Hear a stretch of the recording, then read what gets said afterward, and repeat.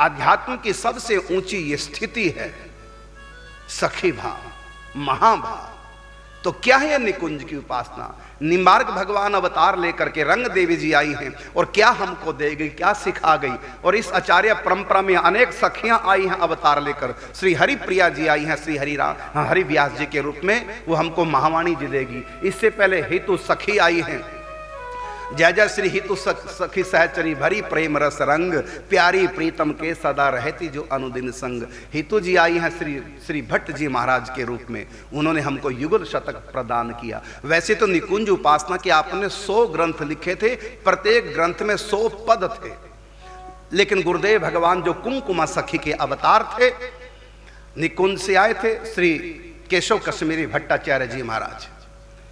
तो उन्होंने कहा कि निकुंज रस सबके सामने रखने लायक नहीं है, ये तो केवल शिष्य परिकर है, जो संतों का विशेष संग करते हैं उनके लिए है, ये आम बाजार की चीज नहीं है। इसलिए इन सब ग्रंथों को जमुना जी में प्रवाहित करता। तो 100 ग्रंथ थे, एक ग्रंथ में 100 पद, सब निकुंज की उपासना के। कैसे सखियां प्रिया प्रीतम को लाड लडाती हैं, प्रिया प्रीतम किस प्रकार से परस्पर रास विलास करते हो, सब उसमें चिंतन संतों का गुप्त धन था, जो बाहर ग्रंथों के रूप में प्रकट हुआ, 100 ग्रंथों के रूप में।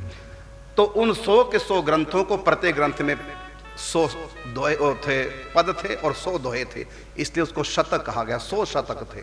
तो गुरु आज्ञा से सब जमुना जी में प्रवाहित कर दिए और जमुना जी ने सारे ग्रंथ को अपने हृदय में समेट लिया, केवल एक ग्रंथ को बाहर छोड़ दिया।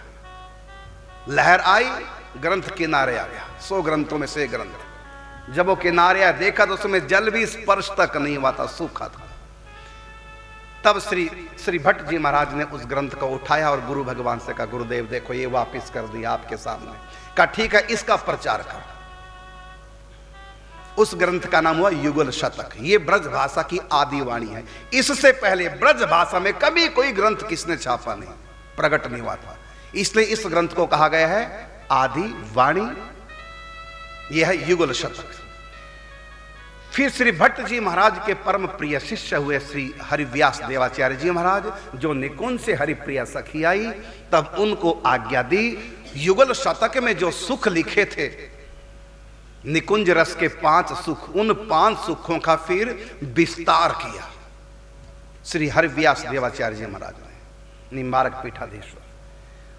तब उन्होंने उस ग्रंथ को लिख करके, जिसका नाम हुआ श्री महावाणी जी, श्री रूप रसिक जी महाराज को दिया, जो रूप सखी के रूप में प्रिया प्रीतम की सेवा करते थे।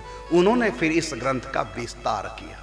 उसी ग्रंथ पर यह चर्चा चलेगी, निकुंज रस धारा, जो निम्बार्क संप्रदाय की गुप्त निधि है।